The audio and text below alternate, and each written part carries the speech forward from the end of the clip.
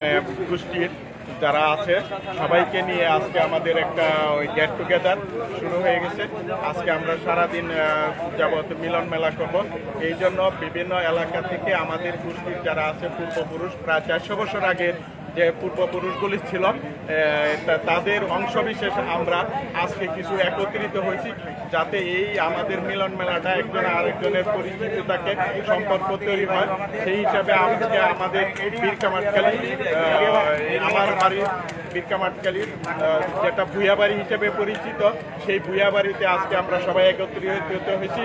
সবাইকে ধন্যবাদ, ভালো থাকবেন, খুদা হাফেজ।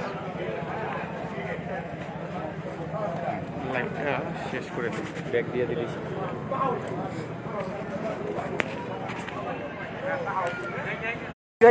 আমরা যে রাস্তা যাবো ওই বাইরে দেখাই